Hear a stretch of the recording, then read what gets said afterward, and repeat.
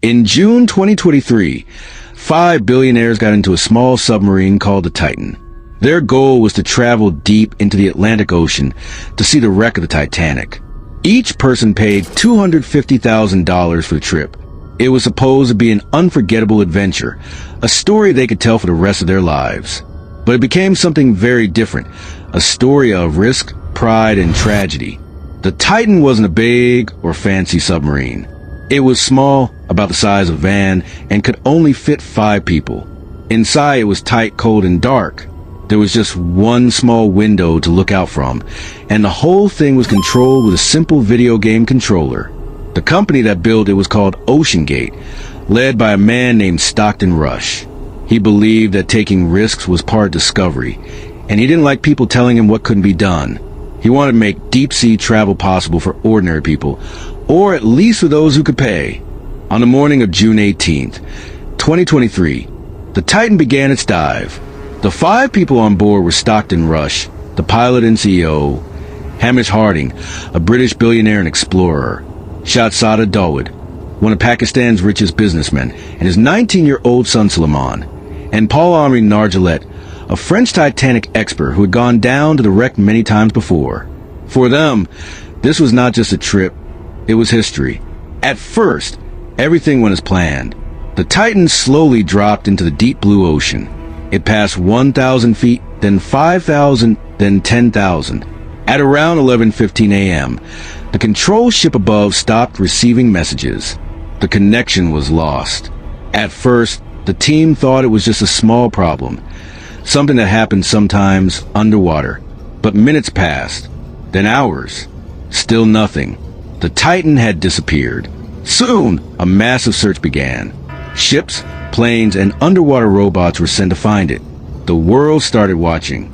Every news station showed pictures of the men inside. Experts said the Titan only had 96 hours of oxygen, so every minute mattered. Around the world, people hoped for a miracle. Maybe the sub was stuck, but still intact. Maybe the men were alive, waiting in the darkness. But the ocean is not a friendly place. The deeper you go, the higher the pressure becomes, thousands of times stronger than the air we breathe. Down where the Titanic lies, the pressure can crush metal in a second. If anything went wrong, the people inside would never even know it happened. Days passed. Rescue teams thought they heard knocking sounds underwater. Hope grew again, but that hope didn't last. On the 4th day, debris was found near the Titanic wreck. The pieces matched the Titan. The U.S. Coast Guard confirmed it. The sub had imploded, meaning it was crushed instantly by the pressure. There were no survivors. The news spread across the world. People were shocked and sad. How could something like this happen? How could some of the smartest and richest people die in a machine built with off-the-shelf parts? Some called it arrogance. Others called it bad luck. Either way, 5 lives were gone. As investigators began to study what happened, more details came out. The Titan had never been officially tested or certified by any major safety group. Engineers had warned Stockton Rush that the carbon fiber shell wasn't strong enough for so many deep dives. One engineer was even fired for raising concerns. But Rush believed in taking chances. He once said, "If you want to be safe, don't get out of bed." Those words would end up haunting him. For the Dawood family, the pain was beyond words.